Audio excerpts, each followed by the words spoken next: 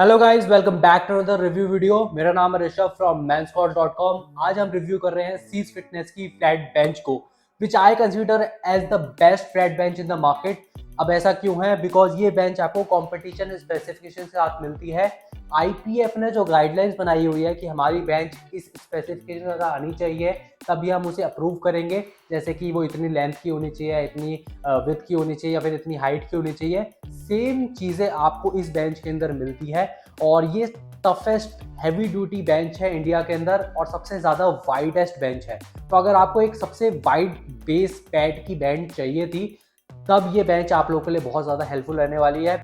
तो आज हम इस बेंच के बारे में सारी बातें करेंगे, बिकॉज इसको यूज़ करते हुए मुझे लगभग 1 महीना हो चुका है। मैं इसे अपनी बेंच प्रेस में यूज़ करता हूँ, कुछ डंबल एक्सरसाइजेज भी साथ करता हूँ। तो I could give you a really good idea कि ये बेंच कैसी परफॉर्म करती है overall. So without wasting any further time, let's begin the video.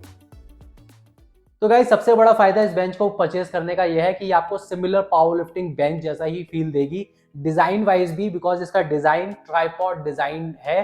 Which means इसका जो आगे वाला फुट है ये आपका सिंगल फुट है और पीछे का जो फुट है वो आपका वाइड फुट है। इसका फायदा ये मिलता है कि आपने देखा होगा कि लिफ्टर जब बेंच प्रेस कर रहा होता है तो वो एक बैक के अंदर आर्क बना लेता है और अपनी फुट प्लेसमेंट जो होता है वो अपनी बॉडी के काफी पास रखता है, ताकि सेंटर ऑफ ग्रेविटी उसके पास रहे। और इस बेंच के साथ ना आप अपना फुट पीछे रख सकते हो बेंच के, और साथ में चाहो तो मिला के भी रख सकते हो। इससे आप ज्यादा स्टेबल बेस क्रिएट कर पाओगे अपनी लिफ्ट के अंदर। तो बेसिकली इसका फंडा यही है कि ये आपको ज़्यादा स्टेबल बेस बना के देगा, सेम ही आपको फीलिंग देगा जो कि कॉम्पिटिशन में यूज़ की जाती हैं उन बेंचेस जैसी ही। और आपको ज़्यादा स्टेबल और ज़्यादा रिजिड फील होगा इस बेंच के ऊपर बेंच प्रेस करते हुए। स्पेसिफिकेशंस के मामले में भी ये बेंच पावर लिफ्टिंग के लिए बहुत ही ज़्यादा बेस्ट रहने वाली है। आईपीएफ गाइडलाइंस को ये काफ़ी हद तक फॉलो करती है, सिर्फ एक चीज़ को फॉलो नहीं करती, जिस चीज़ के बारे में हम आगे बात करेंगे। तो लेंथ वाइज ये बेंच आपको 47 इंचेस की लेंथ देती है, जो कि इनफ है अगर आप 6 फुट के या फिर 6 फुट से ज़्यादा भी हैं। मैं भी जब इस बेंच को यूज़ करता हूँ, इसके ऊपर लेटता हूँ, तब भी काफ़ी ज़्यादा एरिया बच जाता है जहाँ पे मैं अपने आप को और सेटल कर सकता हूँ, ऊपर नीचे जा सकता हूँ।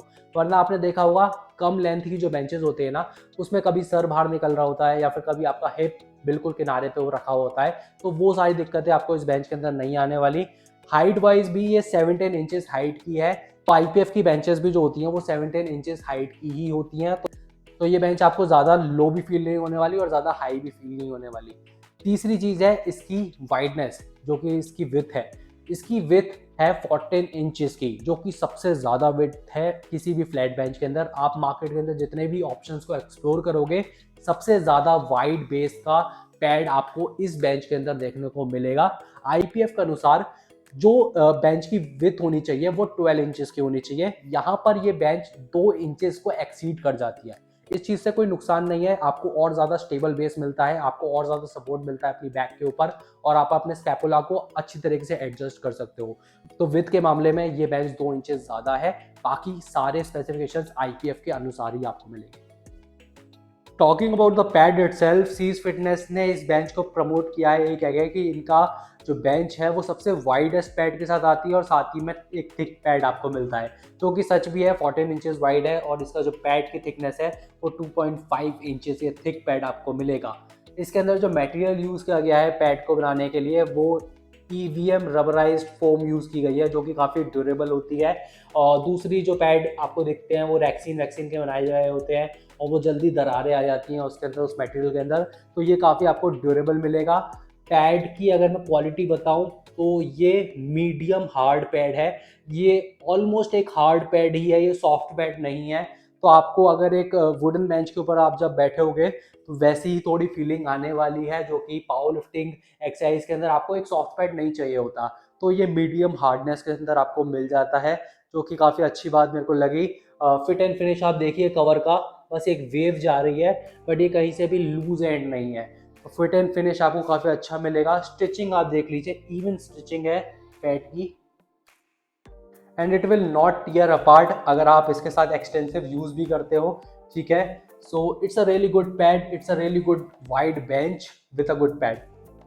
इन दी फ्रंट एंड यहाँ पे आपको सीज का लोगो मिल जाता है। पूरी बेंच के ऊपर सिर्फ यहीं पे ही सीज का लोगो है और कहीं पर भी नहीं है। पीछे इसके वाइट प्लेट है और आगे ये ब्लैक कलर का स्टेंसिल दे रखा है सीज लिखा हुआ, तो काफ़ी अच्छा नाइस लुक दे रहा है। आगे आपको वर्टिकली माउंटेड प्लास्टिक हैंडल मिल जाता है जिसको पकड़ के आप बेंच को आगे पीछे मूव कर सकते हैं, तो मैनुअबिलिटी के लिए ये काफ़ी ज़्यादा इंपॉर्टेंट होता है। नीचे आपको रबर एंड कैप मिल जाती है बेस के अंदर ताकि ये ग्राउंड के साथ कांटेक्ट बना के रखे, तो अगर आप इसको मैट पे रखते हैं या फिर कंक्रीट पे भी रखते हैं तब भी ये बेंच स्लाइड नहीं होने वाली।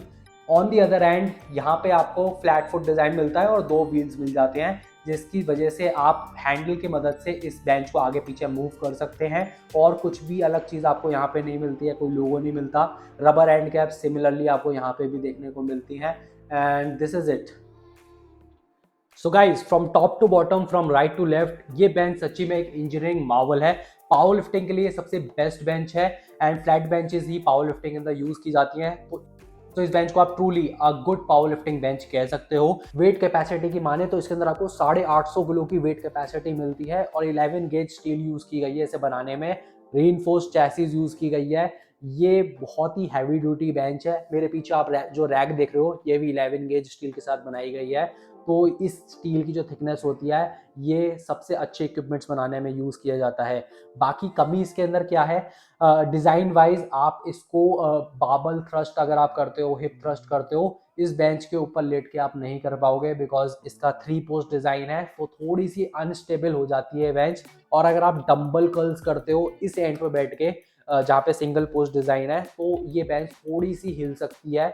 इसके लिए आपको क्या करना है, इसका जो फ्लैट फुट वाला जो एंड है यहाँ पे बैठ के आप डंबल कर्ल्स कर लीजिए, तो ये बेंच काफ़ी अच्छी रहेगी आपके लिए। अगर आप बेंच के ऊपर जंप करना चाहते हो, ठीक है, कुछ एक्सप्लोसिव मूवमेंट में इस बेंच को यूज़ करना चाहते हो, तो 3 पोस्ट डिज़ाइन आपको इतनी अच्छी स्टेबिलिटी नहीं दे पाएगा जितना कि फ्लैट फुट डिज़ाइन दोनों तरफ होता वो आपको बेंच दे सकती थी। तो मोस्टली लोग हिप थ्रस्ट करते नहीं है घर के अंदर, तो उस केस के अंदर आपको वरी करने की जरूरत नहीं है। This is the absolute best bench which is made for power lifting, which is made for heavy bench press. तो गाइज आई होप आपको ये बेंच बहुत ज़्यादा पसंद आई होगी। Personally I love it. This is the most stable, most durable bench जो कि आज तक मैंने यूज़ करी है एंड पावर लिफ्टिंग इक्विपमेंट्स मेरे लिए काफ़ी ज़्यादा न्यू है। सीज फिटनेस ने मेरे को ये फ्लैट बेंच भेजी है for a review and secondly ये उनका चीफ्टिन बाबल भेजा है जो कि ई कोड के अंदर आता है। इसका रिव्यू भी जल्दी आएगा after I publish the bench press review.